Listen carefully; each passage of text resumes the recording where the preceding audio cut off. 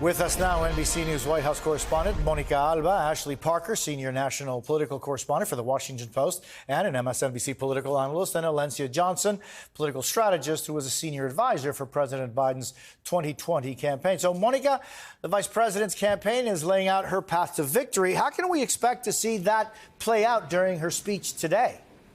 Well, a big part of this week, Jose, is all about building on the momentum of her first couple of days of this campaign. We saw that yesterday when she was in Wisconsin. They hope to build on that today with a speech in Indianapolis, and then tomorrow with a speech in Houston. And all of this is really aimed at sort of reintroducing Vice President Harris to the American people in themes that have been really familiar to those who've been following her for the last couple of years on issues that she's been talking about repeatedly, but now framing it in this newer context of her desire to earn and win the Democratic nomination. So according to that new memo from the Harris campaign that we see here today, the path to victory for them, they claim, actually goes through the same states that Joe Biden's path they thought would have gone through. So they're still talking about those key blue wall states, Michigan, Pennsylvania, and Wisconsin. They're still talking about the Sun Belt, and they're still saying that essentially the universe of winnable voters here that are the ones that become most important, Vice President Harris, they are insisting, can uniquely try to reach them and talk to them, especially in this moment, because you are seeing so much energy in this moment, because they're also pointing to the millions and millions of dollars that they have raked in, more than $126 million since President Biden said he was exiting the race on Sunday. And that's also translating into new volunteers, tons of voter registration, people who want to work for the campaign. So they're taking that all together and arguing that that sets them up for success. But something else that I think is key here, Jose, is that Vice President Harris has been the lead messenger on an issue that, according to the Harris campaign, they think will be key again in November, and that's on abortion access and reproductive rights. And they are arguing that because in all of the special elections and ballot measures and in the midterms of 2022, where we saw that and how people responded, they are thinking that that is going to be a key thing that carries her through. So expect to hear more about that in the coming days and weeks. Yeah, I mean, Ashley, so far, the vice president has been leaning on a prosecutor versus felon strategy against Trump. What are some of the potential strengths and maybe drawbacks of that strategy? So it's instructive to look back at her 2019 campaign, where she also used that strategy. It's interesting. Some of the lines we're hearing from her at campaign headquarters in her speeches so far were lines that we almost verbatim that we heard from her then, also on the stump. And in an ad, so the strengths are she is a prosecutor. Some of her best moments as senator came when she was in the Senate Judiciary Committee, questioning people like Justice Kavanaugh, then getting through his confirmation process, and Bill Barr. And she's not just a former prosecutor, but she is now prosecuting the case against a convicted felon. And people around her have urged me to view this more broadly. It's not just prosecuting the case against a convicted felon. It's prosecuting, as Monica said, the case on reproductive rights, which is a huge issue for her and one where she's much more forceful than President Biden. It's prosecuting the case on the Democrats' vision, as she said in that clip you just showed, for the future versus what she would argue is Trump's backward-leaning vision. And some of the risks are that she, at least the first time around, she was very good at prosecuting that case. She had more trouble articulating an affirmative case for herself and for what she believed and for her ideology and for why she should be commander in chief. Again, this is 4 years later. She has some time as the vice president under her belt. People who've worked for her and knew her then say she seems more poised and more comfortable.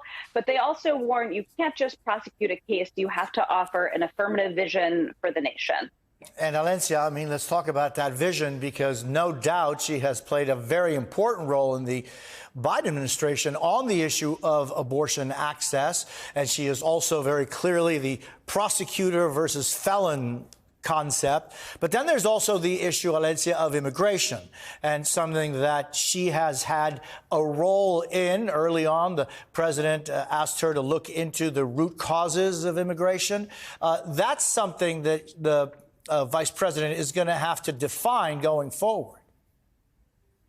Yeah, and look, this is going to be the opportunity for her to define that. I've worked on several presidential campaigns, and oftentimes they go on weeks or campaigns around specific issues. And so I wouldn't be surprised in the coming 100-some days if she doesn't actually go out and have the conversation around immigration and when she was assigned the Northern Triangle and what she was trying to do around the root cause of immigration. One thing I also want to elevate too, as we were talking about abortion as well, Vice President was the first sitting vice president to visit a Planned Parenthood Health Center, a center that provides abortion access and care. She has been a leader on this issue, and that is why so many of the reproductive freedom groups have come out and support her.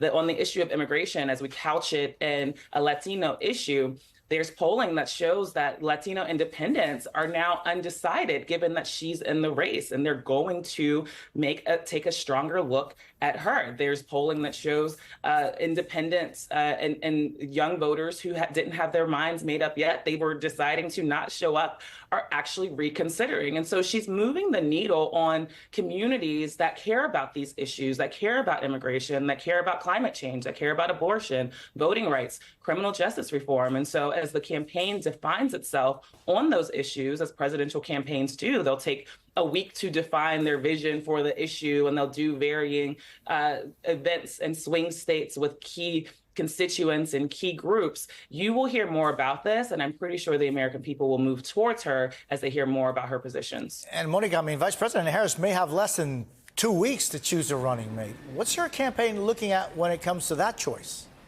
Yeah, this is something that's going to have to take place fairly quickly, we understand, Jose, and that is why they have already sent out some vetting materials and requests to certain people that we have been discussing who are in the mix here, like Governor Josh Shapiro, Governor Roy Cooper, Senator Mark Kelly. We know that there are a couple of other names who have been discussed and who maybe would have a slightly different way of being vetted or considered, like Transportation Secretary Pete Buttigieg, who obviously has gone through a sort of rigorous testing to be in the cabinet. And then you have other people who are kind of a part of this larger conversation. And according to the Harris campaign, she is looking at a large pool of candidates, we understand. And certainly they are looking at this through the lens of what could this potential running mate bring that she doesn't already necessarily have or isn't going to be as strong on a position as. So that's a part of this as well. But in terms of the timing, this is something that might have to be wrapped up in the next 7 to 10 days in theory, and then really formalized a short time after that, because there's this window ahead of the August 7th deadline for a virtual roll call, which had been the plan for Democrats all along, even before this major change in the race. And so they have to get this settled in the next couple of weeks. So that really does compress the timeline. But in many ways, I'm told by people who are close to Vice President Harris, they're viewing that as something that could give them also a boost, because they're trying to roll some of the energy we've been talking about into that kind of an announcement as well. And then that goes right into the Democratic National Convention in Chicago just a short time after that. So, Valencia, what do you think the vice president should be looking at when it comes to choosing a running mate? Listen, I think she's looking for someone who can, much like President Biden put in her, who can serve day one in the event that she is unable to serve. But you're also looking for someone who actually has a strong record on some of the issues, maybe that she feels as though she needs a partner in and a leader in, right? If you look at her partnership with President Biden, obviously she brought so much to that ticket and so much to this White House, particularly on issues as it relates to women and people of color and young folks, and gave those to her as her portfolio. And I can imagine that she's going to look for a number two who's going to be a partner, just as she has been to President Biden, and the person that she's looking for to be her running mate. So, I mean, Ashley, Vice President Harris dropped out of the 2020 presidential primary before even the first votes were cast. How has her ability to deliver a message changed since then? Well, again, she's gone through the national vetting in that process, not as the presidential candidate herself that she had hoped to be, but as President Biden's vice president. And inside the White House, she was handed a number of issues. Some were quite challenging for her, like becoming, the unofficial border czar. And to be fair, that would have been challenging for anyone. It's a challenging problem that has bedeviled presidents going back to George W. Bush, if not further. But she has grown, especially. I was talking to some people yesterday. They said after the Dobbs decision, again, when she became sort of the administration's point person going out and pressing the case on reproductive rights, they really saw her grow into the role and become more comfortable. She had a lot of staff turnover with her new chief of staff and her new comms director, relatively new, when they came in. That also seemed to stabilize things. So there has been a bit of an evolution of Kamala Harris.